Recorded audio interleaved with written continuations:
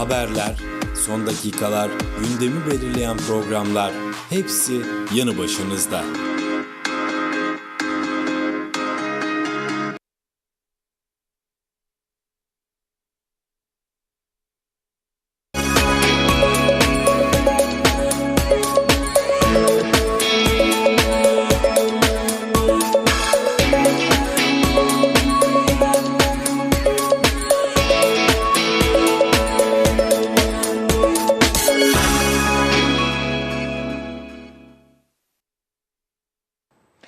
Odak noktasından mutlu akşamlar diliyoruz. Herkese sesimizin, görüntümüzün ulaştığı tüm izleyicilerimize selam gönderelim bir kez daha. Gündeme odaklanacağız. Haftanın tam ortasında bir akşam üzeri. Havalar artık daha erken kararıyor. Bizi Türkiye'den özellikle izleyenlere de bir kez daha mesaj göndermiş olalım. Bir saat artık zaman farkı var ne yazık ki. Türkiye değil ama bize biraz daha uzak. Avrupa Birliği ülkeleriyle eş zamanlı saat uygulamasını tercih etti hükümetimiz. Bu bağlamda da Türkiye ile yeniden bir saatlik bir zaman dilimi oldu. Konu açılmışken söyleyelim, Avrupa Birliği ülkeleri de tek saat uygulamasında kararlı gibi görünüyor ama bunun uygulamasının 2019'dan sonra hayata geçmesi bekleniyor. Bir şekilde dünya artık ileri geri saat uygulamasına son vermiş durumda. Ama biz bir şekilde hala Avrupa Birliği'ni takip etmek durumundayız Türkiye dururken. Bu da bir zaman farkına yol açıyor. Bunun gibi bazı sorularla karşılaşıyoruz. Saatiniz mi değişti diyenler var, bunu algılayamayanlar var. Hatırlatmış olalım, biz Kıbrıs saatiyle her akşam 16.30'da sizlerle birlikteyiz. Her çarşamba günü de saat 16.30'da Profesör Doktor Sayın Ata Atun'la birlikteyiz.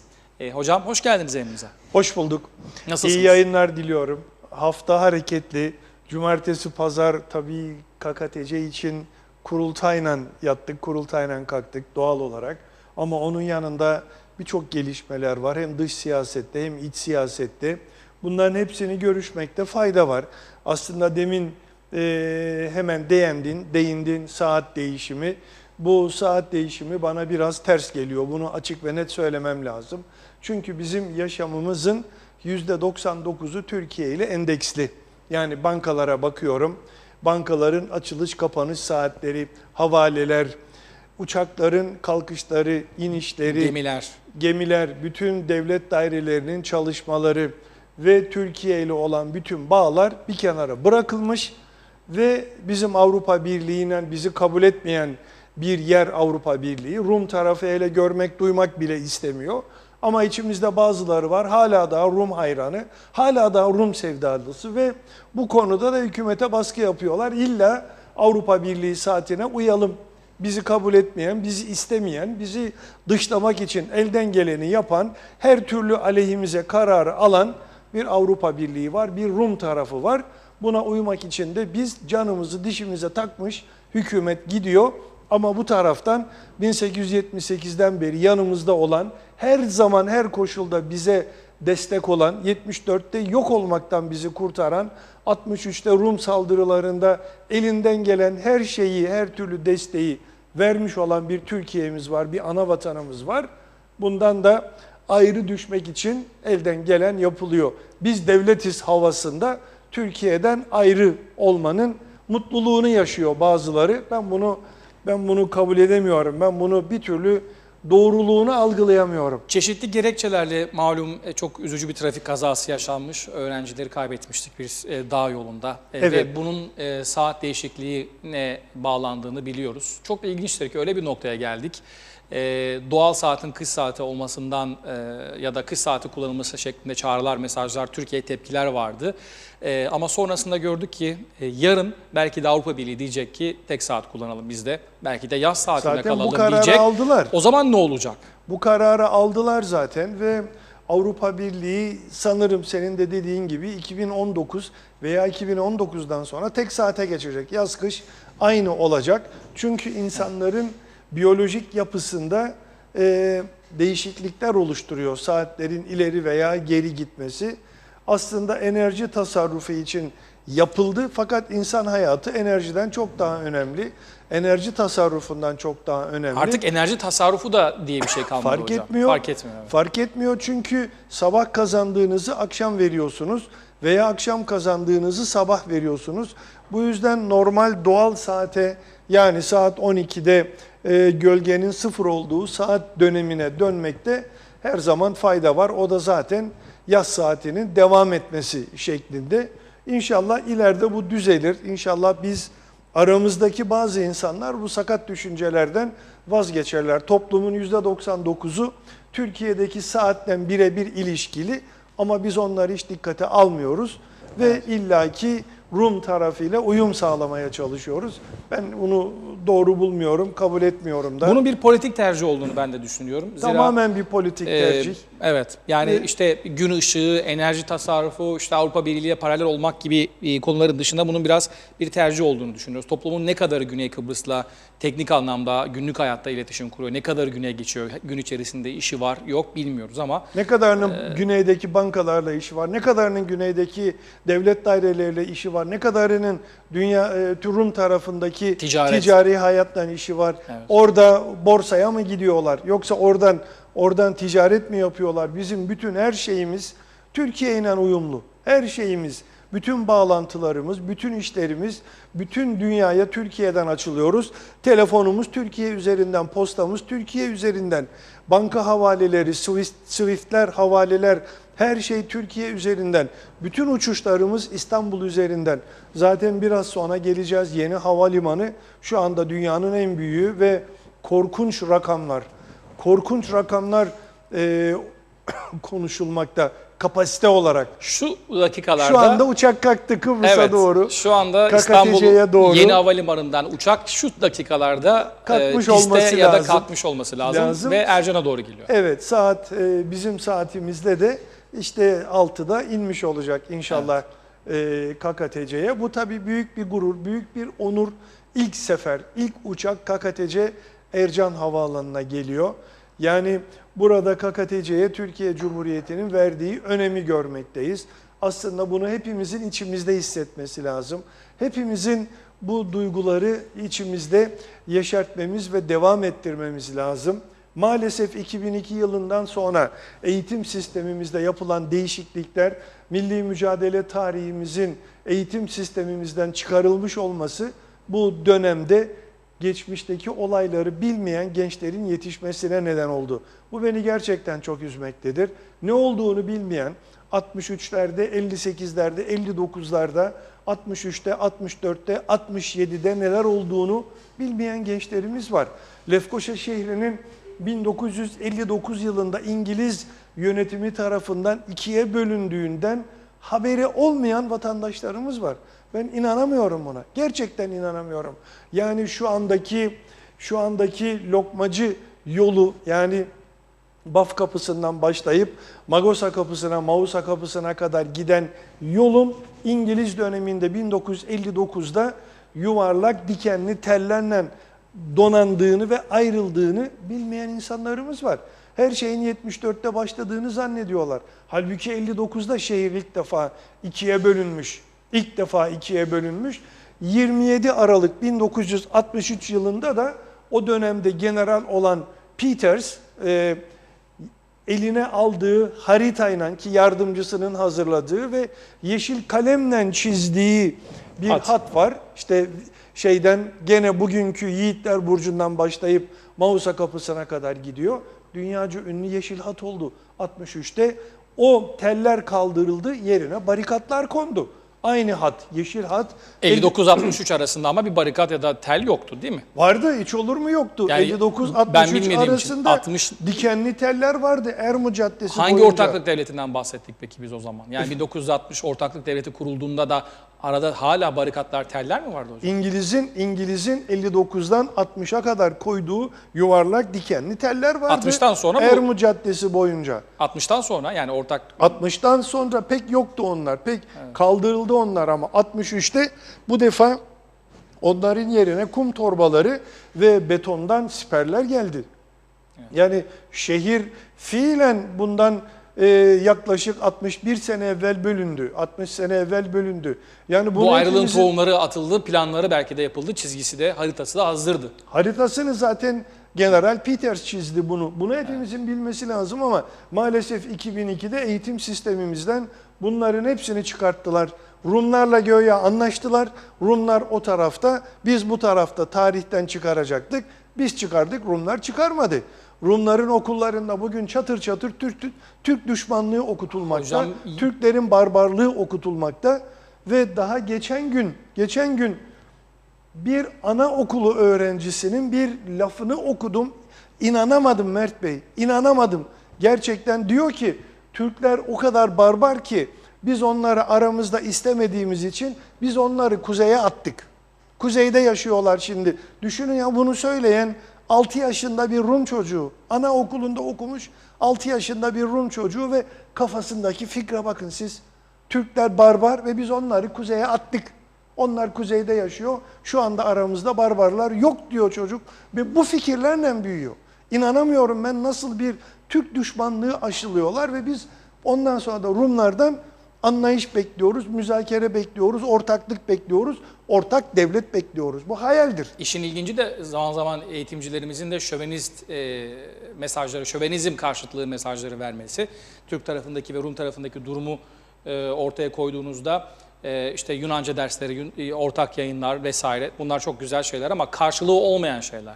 Karşılığı olmayan adımlara tek taraflı yaptığınız ilerlemeler daha da sizi zor duruma sokuyor. Sokuyor Mert Bey, Metehan'dan çıkın. Işıklardan sağa sapın. Orada askeri RMMO'nun kampı var. Duvarında boydan boya bahçe duvarı var. Altı sanırım yerden 1 metre yüksekte. Ve o duvarın üstünde boydan boya koskocaman harflerle, herhalde her biri 80-90 santim yüksekliğinde kocaman harfler, sınırımız Girne'de biter yazıyor. Ledra Palası çıkar çıkmaz henüz daha pasaport kontrol noktasında Türk tarafına doğru bakan duvarda bir şey yok. Evet. Hemen geçin. Duvarın arka tarafında sınır olaylarında hayatını kaybedenlerin katledildiği şeklinde bir propaganda Biz mesajı lazım var. o yolun içine 1958'den itibaren Rumlar tarafından katledilen, kalleşçe öldürülen Türklerin resimlerini koymamız gerekir. Bütün o yol boyunca Metehan'da da görmelerinde fayda var, bilmelerinde fayda var. Çünkü Rum tarafındaki eğitim sistemi, basın o kadar bu konuda başarılı ki onlara göre 63-74 yok, yaşanmamış yıllardır onlar ve o dönemde Kıbrıs'ta hiçbir şey olmamış. Kıbrıs güllük gülistanlık, herkes güle oynaya yaşamış. Türkler, Rumlar ortak, kahvesi ortak, sineması ortak, lokantası ortak, her şeyi, okulları ortak.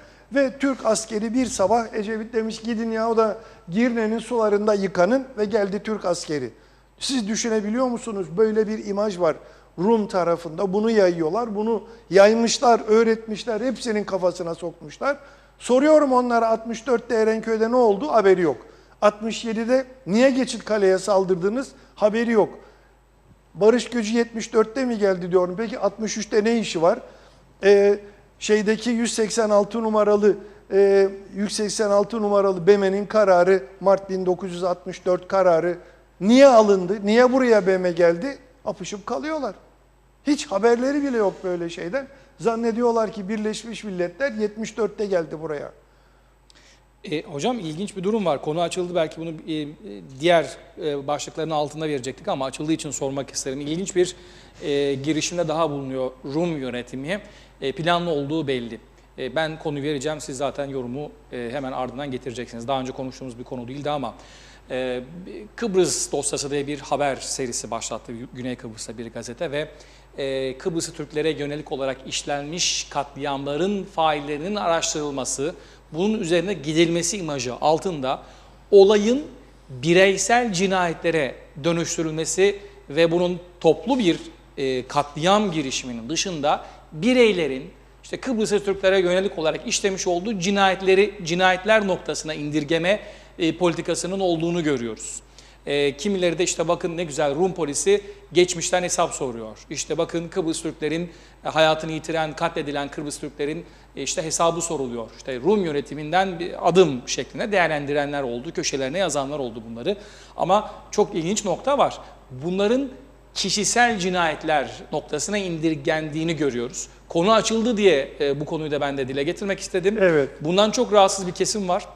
Özellikle hayatını kaybetmiş aramızda pek çok kişi var. Dedesini, babasını, eşini, dostunu kaybetmiş, şehit vermiş, katliamlara kurban vermiş insanlar var. Onlar bunları duyunca bunların bir cinayet değil, bunların toplu katliamların birer parçası olduğunu, bunun bu şekilde sürdürülemeyeceğini, Türk hükümetinin de buna bir karşı cevap vermesi gerektiğini, yoksa bu konunun uluslararası kamuoyunda toplu bir katliamdan ziyade bireysel işlenmiş münferit olaylar şeklinde yorumlanabileceği tehlikesine dikkat çekiliyor. Buna da bir yorum alalım efendim sizden. Mert Bey, şimdi bu olayların kişisel husumete dayandırdığına indirgemek zorundadır Rum tarafı. Niçin indirgemek zorundadır? Çünkü bu insanların aileleri Rum tarafında dava açtılar ve Rum polisinin 74'ten beri hiçbir şey yapmadığını, hiçbir araştırma yapmadığını ve bu konuda da Avrupa İnsan Hakları Mahkemesi'ne gitmeye hazırlanıyor bu insanlar. Şimdi mahkemenin öyle bir karar alması lazım ki bunlar kişisel cinayetlerdir. Kıbrıs Rum Cumhuriyeti'nin o dönemin işlediği suçlar değildir. O yüzden de AİHME'ye gitmesine gerek yoktur. Gitse bile kişisel suçlardır. Devletin bu konuda sorumluluğu yoktur'a getirmek istiyorlar. Mert Bey, bilmiyorum duydunuz mu? Bafta Vroşya diye bir köy var. Yağmur alan, Türkçe adı yağmur alan. Mert Bey, haritada yeri yok. Haritada yeri yok. O köye ben gittim, kapılar açıldı işte 2003'te. Dosdoğru ilk işim bir Larnaka'ya gitmek oldu, bir de yağmur alana gitmek oldu. Vroşya'ya, Mert Bey, yolunu bulamadım. Bırakın köyü bulmayı, bırakın kalıntıları bulmayı, yolu bulamadım. Köy ortada yok. Çünkü yerden bir edilmiş, dozerlerden silinmiş, atılmış. Sadece okulun beton damının kalıntılarını görebildim. Yani biz böyle bir soykırıma uğradık. 63-74 arasında. İnanılmaz bir soykırımdı. Hele o barikatlar, utanç barikatları, yani bir ortak devletin ortağına böyle bir şey yapılamaz. Azınlık oldukları için, ya azınlık demeyeyim de nüfusları Rumlardan az olduğu için böyle bir uygulama, böyle bir aşağılama yapılamaz. Mümkün değil, insan Aslında haklarına hiç uygun değil. Az da değildi ama bir toplu proje, bir projenin parçası olarak nüfusun azaltılması, alanın dışına çıkarılması projesinin bir parçasıydı. Sürekli olarak da nüfustan dem vuranlar bu politikanın bir parçası olarak ne yazık ki 4'e 1 oranını kabul etmiş, 5'e 1 oranını kabul etmiş oldular. Evet. Bu parçanın bir aslında bu projenin bir hedefiydi. Tam 5'e 1 dediniz doğru, çünkü 4 Rum'a 1 Türk. Evet. Toplam 5, 5'te 1 Türk olacak, 5'te 4 Rum olacak ve bunun altına imza atıldı. Dönüldü, Crans-Montana'da bir de harita verildi. Bizim sınırlarımız bu olacak. Bu sınırlardan kimsenin haberi yok. Oturdu Sayın Akıncı kendi adamlarıyla birlikte bir çizgi çizdi. Türkiye'nin de haberi yok, meclisin de haberi yok. Başbakanlığın da haberi yok, hiç kimsenin haberi yok. Gidildi, verildi. Şimdi dönüp bizim yüzümüze vuracaklar bu haritayı. Hiçbir zaman göya kasadan geri çekilmiş. Hikaye, bu tam bir hikayedir. Verilen bir şeyin geri çekilmesi artık mümkün değil. 2'de 1'de bütün dünya masanın biliyor. üstüne, evet masanın üstüne her seferde konacak. Umarım müzakereler inşallah düşünüldüğü, istendiği gibi gitmez. Çünkü artık Doğu Akdeniz'de doğal gazın varlığı bütün büyük firmaları, büyük ülkeleri, enerjide gözü olan ülkeleri harekete geçirdiği için Kıbrıs sorununun bir şekilde çözülmesini istiyorlar. Ama bir şekilde, federasyonda değil, illa federasyon olacak diye baskı da yok ortada. Ama Kıbrıs sorunun çözülmesi lazım. Çünkü borsaya kote olan şirketlere borsa izin vermiyor. İhtilaflı bölgelere yatırım yapmalı. Rizikolu bölgelere. Evet.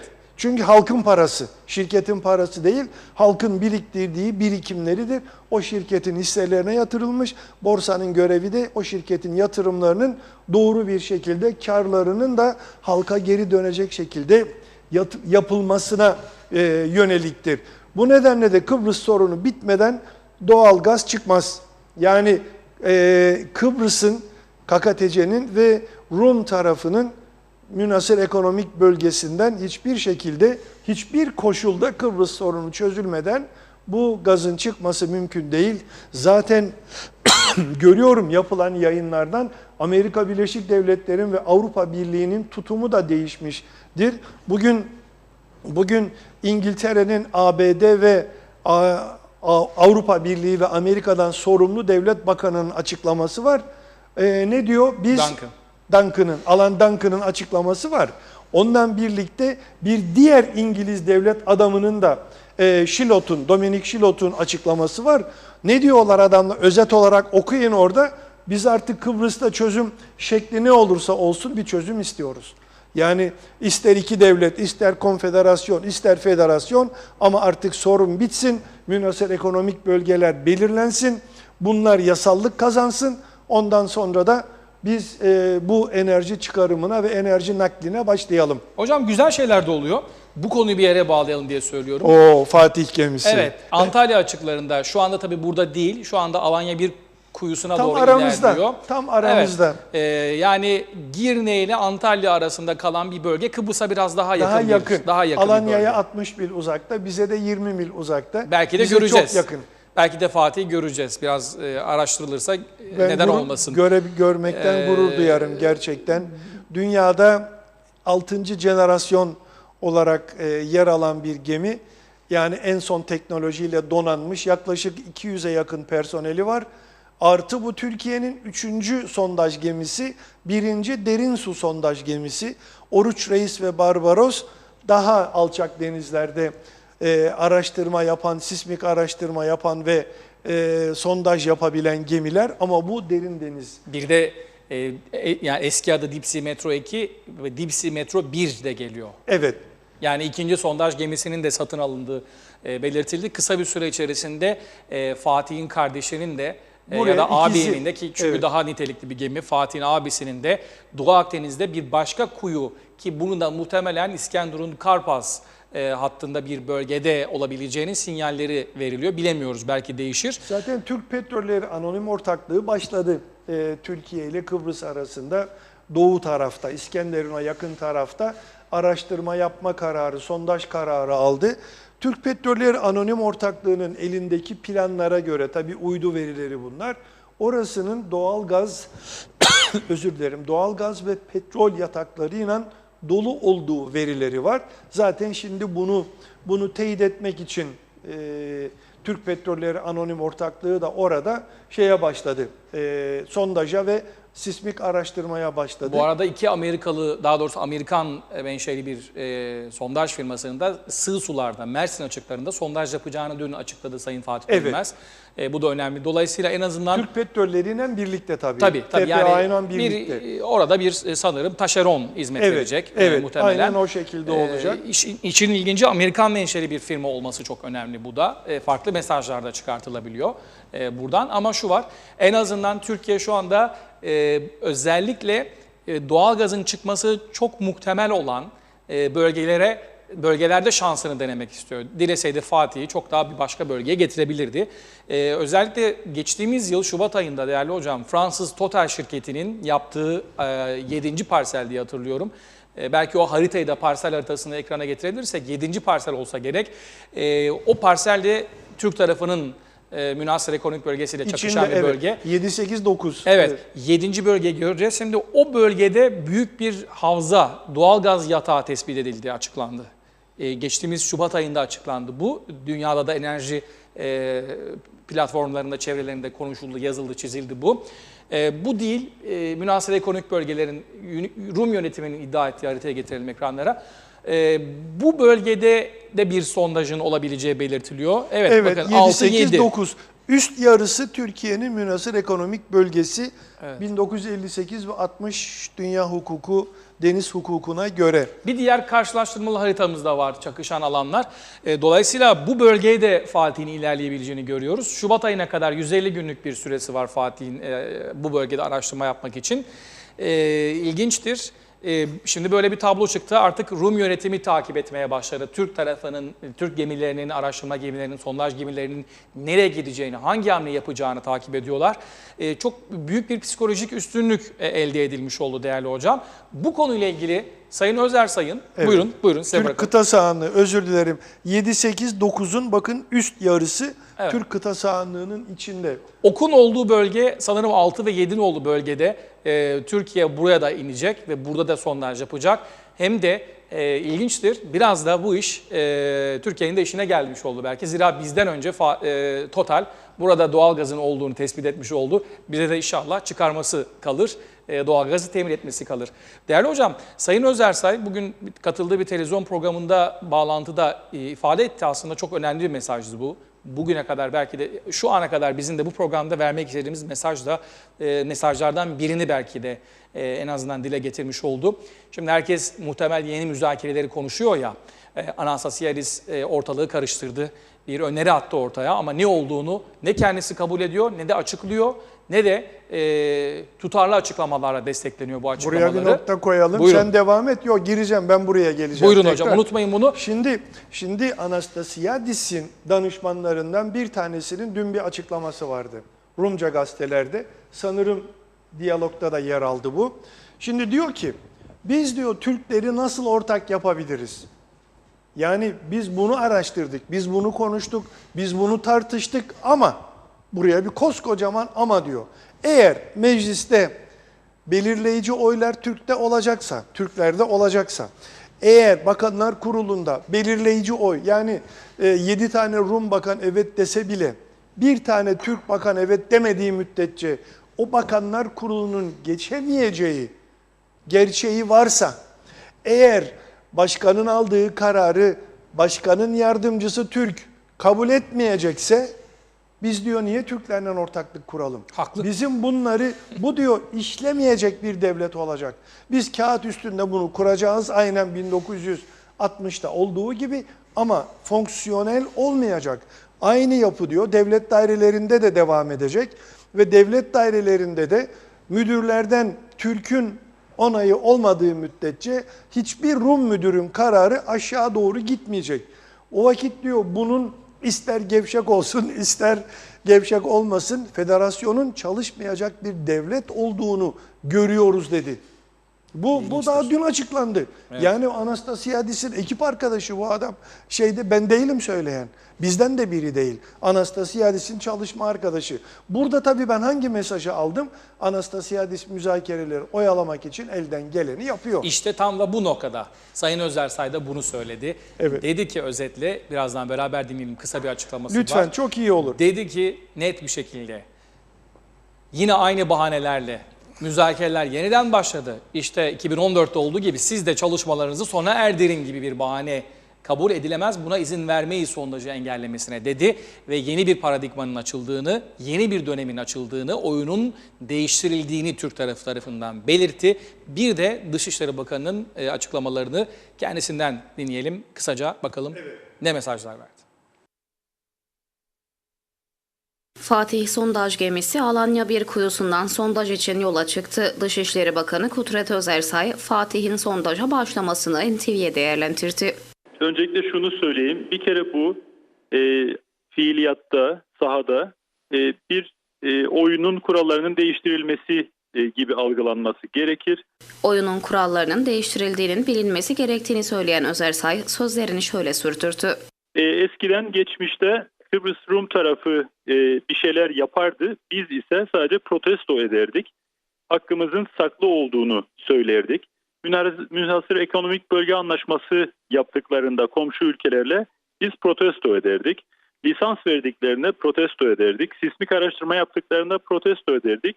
Oysa şimdi bugüne kadar hukuken olmasa da arazide fiili durum hep bizim aleyhimize gelişmekteydi. Şimdi bu gelişmeyle birlikte Türkiye Cumhuriyeti'nin satın almış olduğu sondaj gemisi ve bir süre sonra devreye girecek olan ikinci sondaj gemisiyle birlikte artık haklarımızı bizzat tesis eder konuma geliyoruz. Fiilen sahada var olabileceğimiz bir fiziki imkan kapasitesi ortaya çıkmış oluyor. Kuzey Kıbrıs Türk Cumhuriyeti açısından baktığınız zaman Türkiye Petrolleri Anonim Ortaklığı'na biz daha önce lisans verdiğimiz için bizim adımıza Kuzey Kıbrıs Türk Cumhuriyeti'nin ve Kıbrıs Türk halkı adına Kıbrıs Adası'nın deniz yetki alanları içerisinde de bir takım kazıları artık yapmaya başlayacağını, geçmişte olduğu gibi sadece yapılanları protesto eden ve fiiliyatta fiili durumlar oluşturulmasını, bizim aleyhimize fiili durumlar oluşturulmasını izleyen konumda olmaktan çıkacağımızı söyleyebilirim. Önümüzdeki dönemde bizim de verdiğimiz lisanslar bağlamında Kıbrıs Adası'nın etrafındaki deniz yetki alanları içerisinde bu fiziki imkan kapasitesiyle birlikte fiiliyatta, sahada bizim de var olacağımızı gösteren bir somut kanıttır. Bu bir paradigma değişikliğidir diye düşünüyorum. Özersay yeniden başlaması muhtemel müzakerelerin sondaja engel olmasına izin verilmeyeceğini belirtti. Geçmişte maalesef bu bizim aleyhimize olacak şekilde istismar edildi. Müzakereler devam ediyor. Aman yapmayın, etmeyin, siz bir adım atmayın şeklinde yaklaşımlar oldu ve bu bizim aleyhimize gelişmişti. Hatta 2015 yılında Kuzey Kıbrıs Türk Cumhuriyeti'nde yapılan Cumhurbaşkanlığı seçiminde Sayın Akıncı'nın göreve gelmesinden sonra, Sayın Cumhurbaşkanı'nın göreve gelmesinden sonra iki taraf karşılıklı olarak müzakereler var diye bu çalışmaları askıya alma kararı almışlardı. Üstü kapalı bir uzlaşı sonucunda olmuştu. Ancak maalesef ertesinde, bu uzlaşının ertesinde Kıbrıs Rum tarafı bu çalışmalarına devam etti ve biz Kıbrıs Türk tarafı olarak Türkiye ile birlikte bu çalışmaları bir nevi askıya almıştık. Önümüzdeki dönemle ilgili olarak kısa bir süre önce Türkiye Cumhuriyeti Dışişleri Bakanlığı'yla da Sayın Çavuşoğlu'yla da birlikte yapmış olduğumuz ortak basın açıklamasına vurguladığımız üzere biz bundan sonra müzakereleri gerekçe göstererek, müzakereleri bahane göstererek bizim bu deniz yetki alanları ile ilgili çalışmalarımızı kimsenin durdurmasına izin verecek değiliz. Evet Sayın Özersay, bahaneye gerek yok. Yani eğer Anastasiadis bizi bir oyalama taktiği içerisinde ağzında gevşekti, gevşek değildi, şöyleydi, böyleydi derse bunu yutmayız bir kez daha 2014'te olduğu gibi dedi. Çünkü 2014'te atı alan Üsküdar'ı geçti. Ne oldu? Rum tarafı Türk tarafının hak ve haklarını ihlal etti, taciz etti ve dünyada da Türkiye'yi ve Kıbrıs Türk tarafının haklarını çiğneyen haklı pozisyonda bir taraf noktasında ilerlemeye çalıştı. Bu bir kez daha olmaz diyor Özersay. Tabii bunun söylenme nedeni ExxonMobil ve Katar'ın Parsel konsorsiyumunun Parselon'da sondaja başlayacak olmasıdır. Önümüzdeki günlerde. Bugün Limassol limanından zaten dün ve bugün gerekli olan mazotunu da aldı. Kumanyasını aldı. Artık oraya doğru yola çıkacak. Bunun karşılığı işte Sayın Özersay'ın dediği gibi protestoyla olmayacak. Ve burada fiilen Türkiye Cumhuriyeti kendi gemilerini göndererek bunun sondajlarını başlatacak. Haritayı rica edebilir miyim? Tekrar o Rum yönetiminin iddia etmiş olduğu 10 numaralı parseli de içinde barındıran bir harita var. Az önce girmiştik. Enerji şirketlerinin yer aldığı. Değerli hocam, 10 numaralı parselle Türkiye'nin münhasır ekonomik bölgesi ya da Kıbrıs Türk tarafının münhasır ekonomik bölgesi çakışıyor mu? Bir önceki haritayı rica edelim. Var mı böyle bir Burada durum? Türkiye'nin verdiği Evet, mesaj budur hocam. 10 numara evet orada. 10 numara bana göre 10 numara çakışmıyor. Bu benim kendi görüşüm. Tamamen haritayı ezbere bildiğim için 10 numaranın pek çakıştığını düşünmüyorum. Türkiye'den de bu açıklama yapıldı çünkü. Bana göre 7-8 6 da içinde 6-7-8-9 ve üstte 1'in böyle kare şeklinde bir dikdörtgen şeklinde yukarı doğru giden bir parçası var. Bunlar Türkiye'nin münhasır 6-7-8 kesin olarak giriyor, onu biliyorum. Yani ve üst yarıları tabii giriyor. Çünkü alt yarısı artık Mısır'ın 1. ve 2. deniz hukukuna göre Mısır'ındı. Tabii onu mübarek devretti Rumlara. Sonra Mursi iptal etti. Sisi gene geldi devretti kendilerine. Burada asıl mesaj şu. Türkiye diyor ki Rum tarafına ve KKTC'ye, KKTC ve Türkiye Rum tarafına diyor ki sen 2014'te tek başına çıktın, oldu bittiye getirmeye çalıştın. Bunları münhasır ekonomik bölgen olarak ilan ettin ama biz bunu kabul etmiyoruz arkadaşım. Bizim 7, 6, 7, 8'in kuzeyi olmak üzere Türkiye'nin orta çizgi arası bizimdir.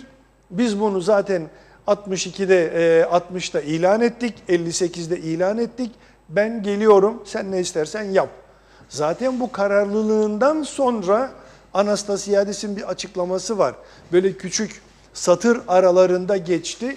Ne diyordu? Biz münhasır ekonomik bölge konusunda mutabakata varalım, araştırmalar devam etsin. Bu bana çok şey söyledi. Anastasiadis'in bu sözü bana çok önemli bilgiler verdi. Burada diyordu ki tamam, Türkiye'yle ben oturayım, münhasır ekonomik bölgemi tespit edeyim. Türkiye'ninki nereye kadar geliyorsa ben onu kabul ediyorum. Ondan sonrası da benim olacak şeklinde ve biz bu sürtüşmeyi burada bitirelim manasındaydı bana göre bu cümle. Nitekim buna gidiyor. Buna gidiyor. Gitmek zorunda. Avrupa Birliği, İngiltere, Amerika'da Rum tarafına zaten bu baskıyı yapıyor. Sen bu konuyu çözmek zorundasın şeklinde de tek taraflı davranma. Sen bu sorunu çözmek zorundasın. Kıbrıslı Türklerin de hakları var.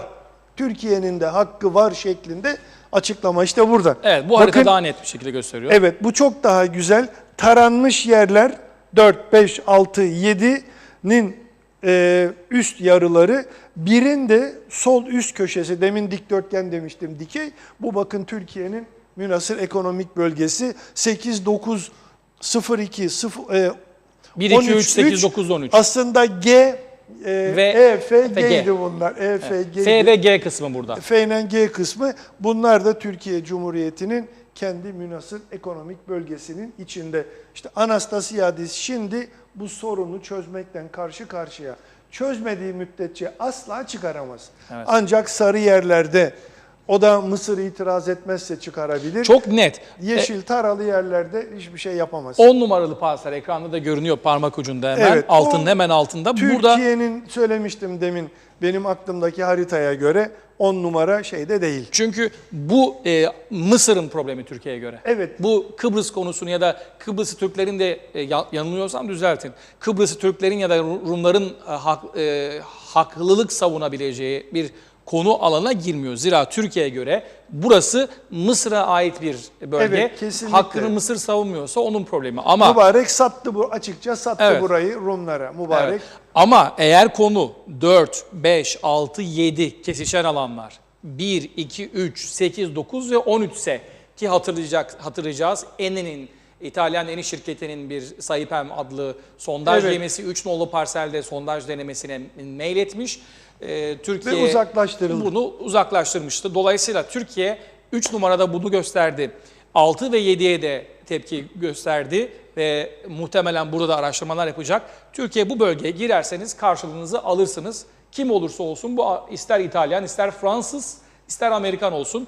Ama Rum tarafı da işte Amerika'dan korkuyorlar. 10 numaralı parselde hak iddia edemiyorlar şeklinde bir propaganda yapıyor. Halbuki Türk yok. tarafı o bölgede hak iddia etmiyor. Kıbrıslıların ya da Türkiye'nin alanına girmiyor bu bölge. Dolayısıyla neden Türkiye buna tepki göstersin? Bizden de bu gibi soruları soranlar var. Zira bu Ama da bir yanıt oldu. harita konuşuyor Mert Bey. Yani konuyu biliyorsanız haritaya bakar bakmaz anlıyorsunuz zaten ne olup bittiğini, nereden geçtiğini Türkiye'nin münhasır ekonomik bölgesinin. Bunu gayet iyi görebiliyorsunuz. Çünkü bu sarı çizginin bittiği yer Kıbrıs adasının kıta sahanlığı ile Mısır'ın kıta sahanlığının kesiştiği çizgi. Evet. Sarının altı. Halbuki 1. 2. deniz hukukuna göre Türkiye ile Mısır'ın kıta sahanlığının kesiştiği çizgiler de taranmış yeşilin altı. 7'den böyle 12'ye doğru geliyor. O da taranmış kısmı. Limassol burnundan dolayı mı aslında bir aşağı doğru meyil var? Neden bu aradaki açıklık? Baf altın neden açık değerli hocam? Şimdi o kısmı tartışma kaldırır. Bana göre açık değil, o kısım kapalı. Yani 7'nin üstündeki 7 harfinin üstüne doğru giden çizginin sarıyla böyle kesiştiği noktayla 0-1'in sol üst köşesinin kesiştiği noktayı bağlayın.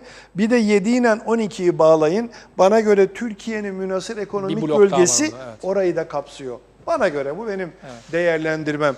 Orasının niçin boş kaldığını, bu haritada niye boş gösterildiğini ben bilmiyorum. Evet. Eğer taranmış kısım devam ediyorsa birleşmesi gerekir burada. Çünkü Avrotur'dan 0-1'e kadar olan kısım 24 millik bitişik bölgedir. Biliyorsunuz 6 ve 12'ye kadar karasularıdır.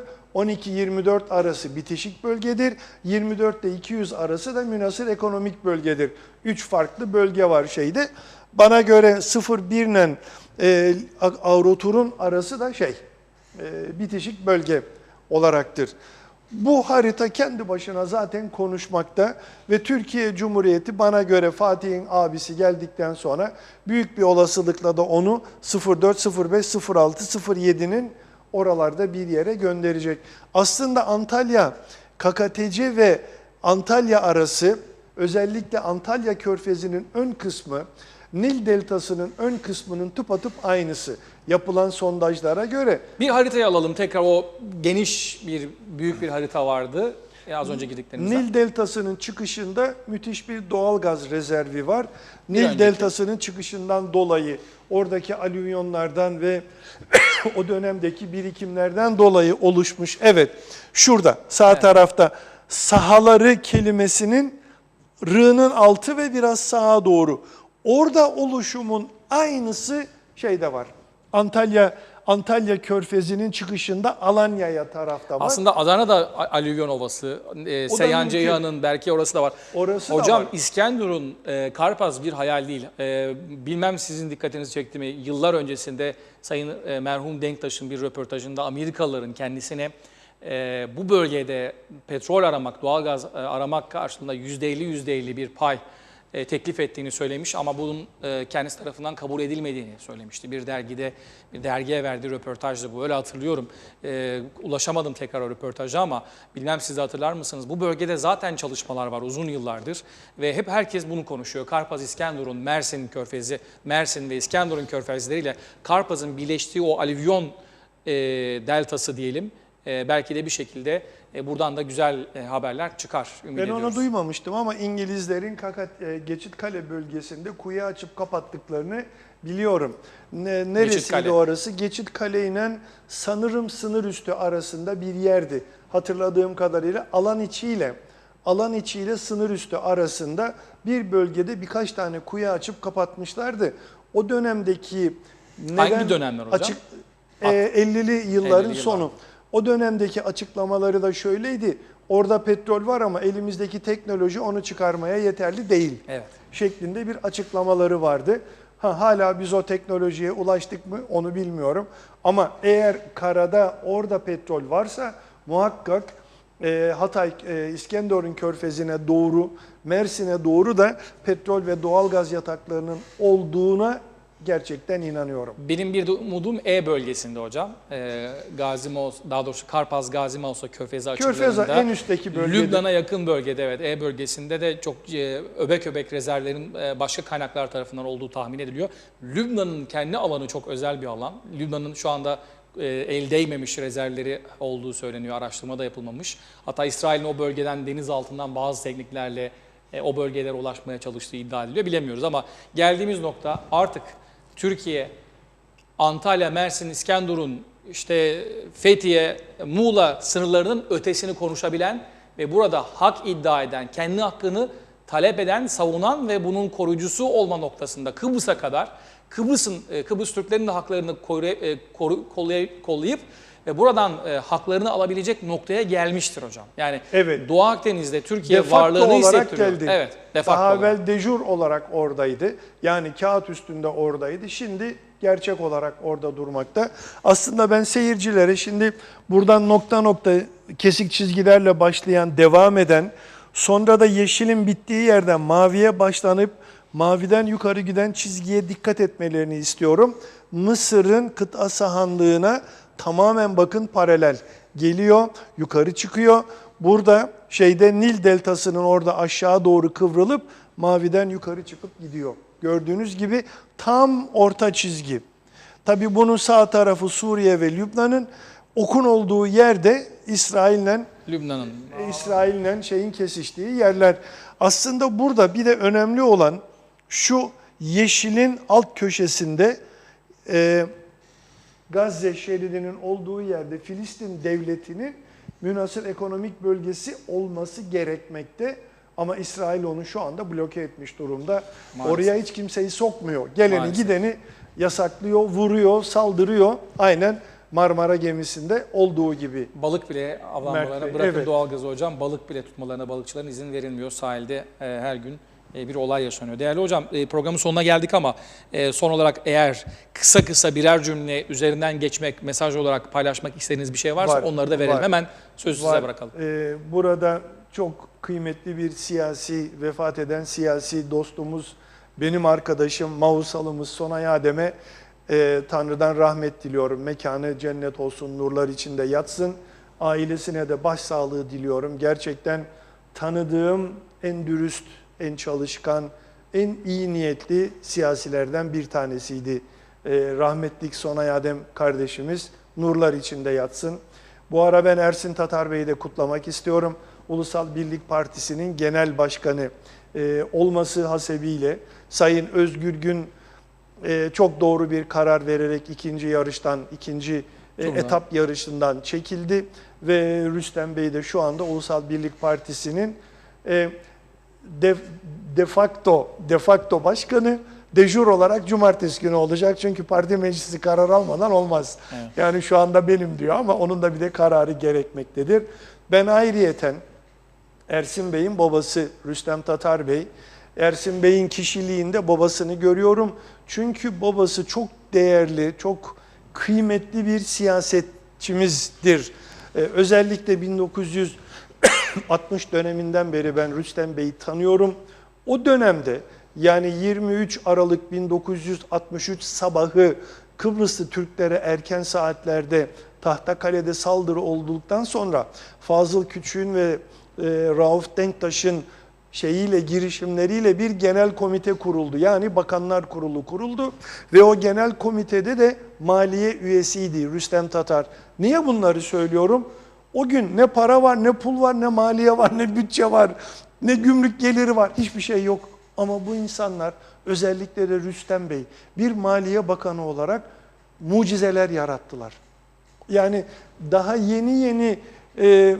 yeni oluşmaya başlayan bir devletin, işte KKTC'yi kuruldu 1983'te, 63'te aradan 20 yıl geçtikten sonra KKTC kuruldu. Ama 20 yıl evvelsinde elde hiçbir şey yokken, yokluklarla mücadele ederek Sayın Rüstem Bey göçmenlerimize evler yaptırdılar, çadırlar kurdular, onlara yiyecek verdiler, giyecek verdiler, maaş bağladılar. Bunlar mucizeler. Bu insanlar, yani Ersin Bey de Rüstem Bey'in oğlu. Yani mucizeler yaratmış, yokluklar içinde bir toplumu ayakta tutmuş yöneticilerden bir tanesinin oğlu. Bu yüzden de ben başarılı olacağını düşünüyorum. Rüstem Tatar Bey'e de buradan uzun ömürler diliyorum. Kendisine şükranlarımı sunuyorum bu halka verdiği hizmetlerden dolayı. Evet, bu da önemliydi. Teşekkür ederiz. Biz de rahmetle anıyoruz bir kez daha merhumu. Ve aynı zamanda yeni dönemin Ulusal Birlik Partisi'ne, ülke siyasetine, parlamentoya yenilikler ve güzellikler getirmesini diliyoruz. Özellikle şu benim en büyük sıkıntılarımdan bir tanesi, bir vatandaş olarak en azından parlamentonun toplanamayışı. Evet.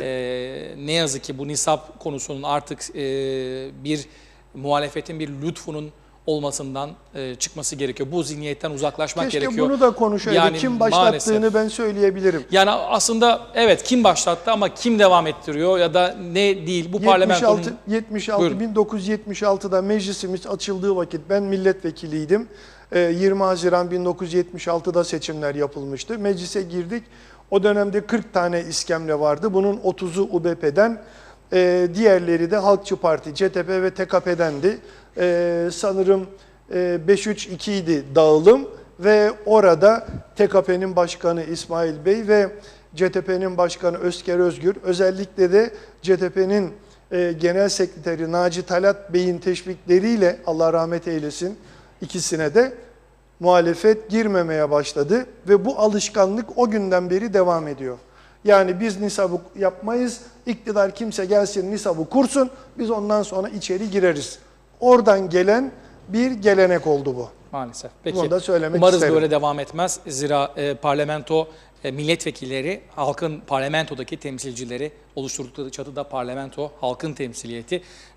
Belki yasalarla ilgili tepki koymak için parlamentonun toplanmaması ya da muhalefetin meclise gitmemesi bir tepki olarak yasaya aykırı düşündükleri için anlaşılabilir ama işte evet biz size destek verdik, parlamento toplandı. Aslında böyle bir şey yok. Parlamento halk için toplanır, halkın temsiliyeti için toplanmalı. Bunun siyasi partilerin görüşlerine göre ya da durumlarına göre muhalefetle iktidarda fark etmez. Değişen bir durum olmamasını sade vatandaş olarak, sade vatandaş gözüyle diliyorum. Bunun artık bir gelenek haline getirilmemesini temenni ediyorum. Değerli hocam çok teşekkür ederiz. Bir kez daha bu arada bir soru gelmiş. Şu anda Fatih gemisinin durumunu, sondajın başlayıp başlamadığı soruluyor. Ben radardan bakıyorum. Şu anda tam Alanya açıklarında Kıbrıs'a doğru biraz daha ilerliyor. Belki de şu anda durma noktasında henüz daha yerine yerleşme aşamasında ama harekete devam ediyor Fatih'in. Birkaç gün içerisinde de artık sabitlenip çalışmalarına devam eder. Umarız da güzel haberler getirir. Bize olan uzaklığı yani Alanya ile Kormacit, Zaferburnu arasında, Koruçamburnu arasında bir üçgen çizersek yaklaşık Koruçam'dan 40 metre diyecektim. 40 mil kadar batıya doğru üçgenin dikey yerinde duracak. Evet. Orada duracak ve çalışmalarına başlayacak. Evet. Hayırlısı olsun diyelim. İyi haberler bekliyoruz. Belki de pek çok şey değişecek. Değişecek, evet. Değerli izleyenler 31 Ekim çarşamba gününde Sayın Atun'la beraberdik. Gündeme ilişkin özellikle bölgesel enerji konularıyla ilgili Kıbrıs sorununu da ilgilendiren konulara değinmeye çalıştık. Programın tekrarı Cuma günü akşam saat 8'de hatırlatmış olalım bir kez daha. Yeniden görüşmek dileğiyle. İyi akşamlar.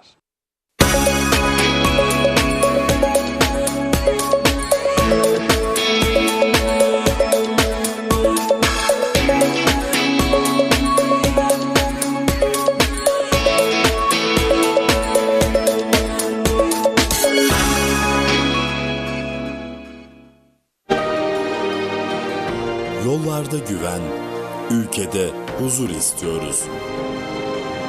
Polisimizden daha çok denetim, sürücülerden dikkat bekliyoruz. Başka ocaklar sönmesin. Diyalog